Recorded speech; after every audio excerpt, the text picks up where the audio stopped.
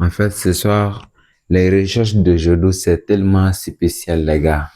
Et ouais, les recherches d'aujourd'hui, c'est spécial. Il faut se sciencer un peu sur le monde, les gars. Hmm? La position des graphiques d'aujourd'hui, la position des fonds d'écran.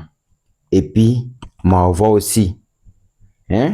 La rime, il est parti. Ça veut dire qu'on va parler très fort aujourd'hui. Bienvenue à la sixième partie de la formation au trading sur le fonctionnement des différents indicateurs. Comment ça fonctionne également. Aujourd'hui, nous allons parler sur 4 indicateurs. Donc, vous allez découvrir au cours de cette vidéo.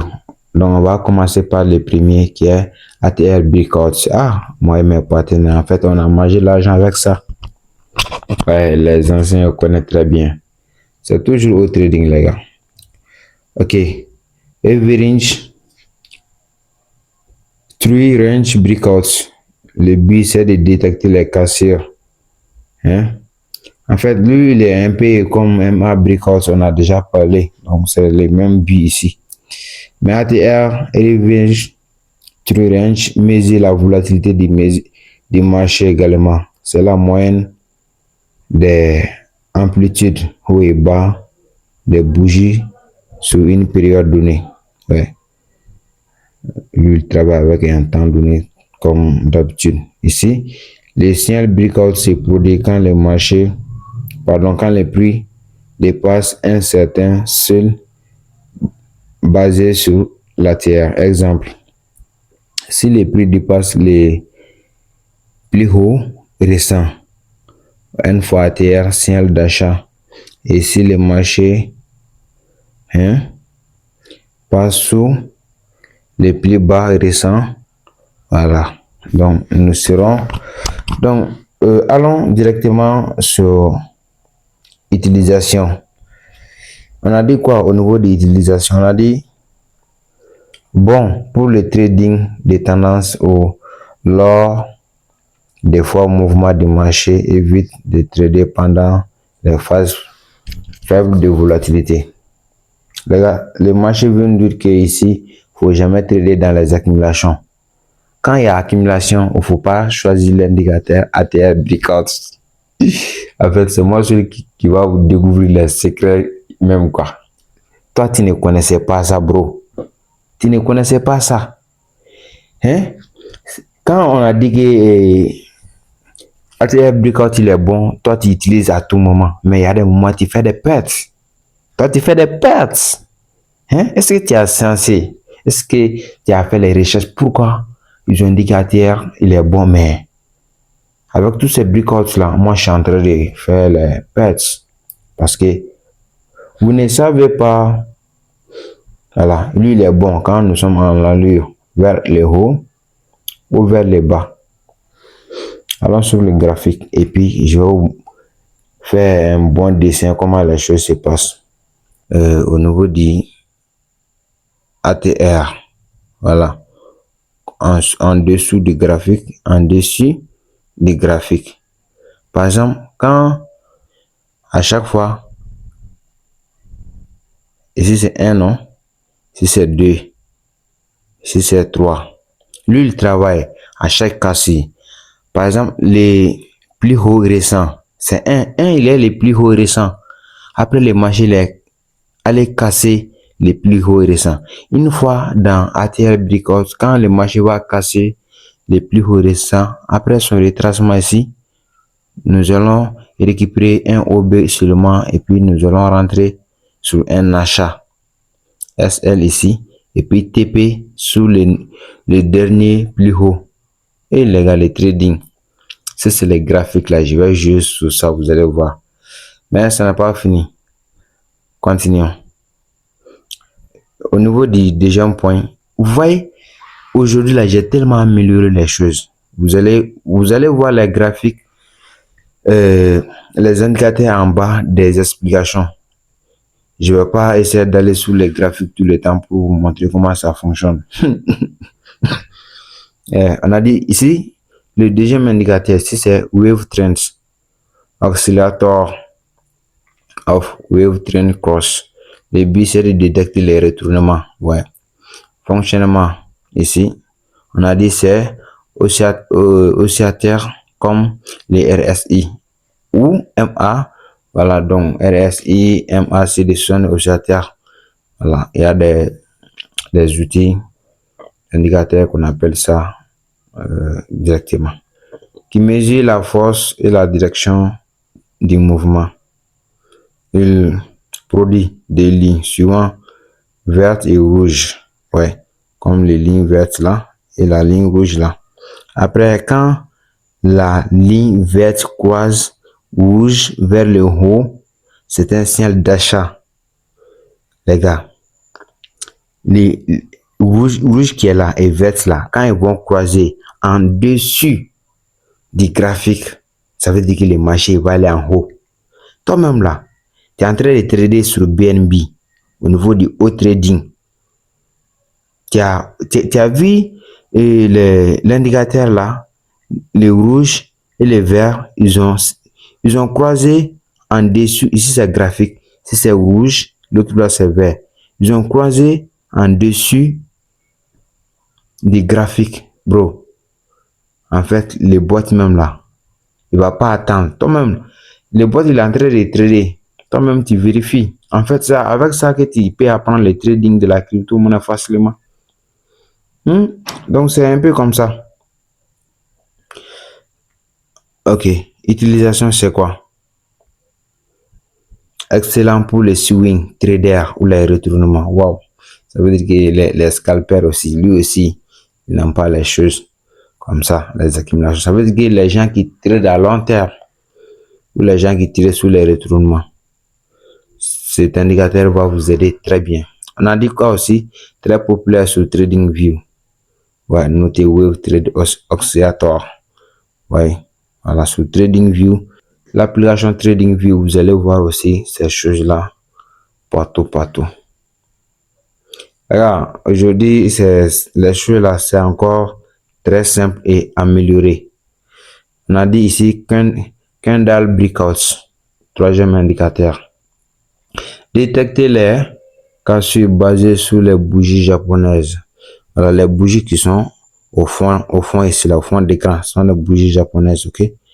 Voilà. Analyse la formation des bougies, haut, bas, clôture, pour récupérer une cassure de structure.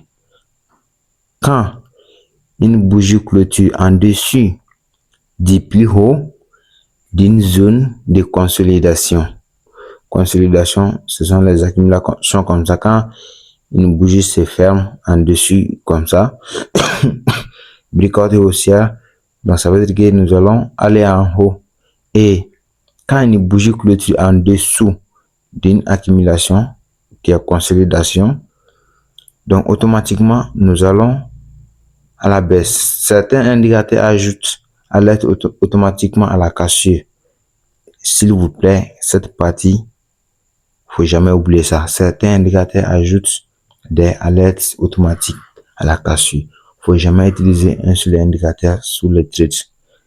Faut utiliser au minimum 2, soit 3 indicateurs, c'est trop bon. Utilisation ici, on a dit idéal pour les cassures. Ce sont les breakouts traders. Fonctionnent bien sous les zones de résistance et de support. Donc, en fait, ici, moi-même là, moi, je suis content de vous retrouver jusqu'à ce niveau, quoi. Bro, si tu es en train de regarder les vidéos jusqu'à ce niveau, en fait, tu es fort. Parce que moi, je vais plus te parler sur support, sur résistance. Tu as déjà compris tout ça.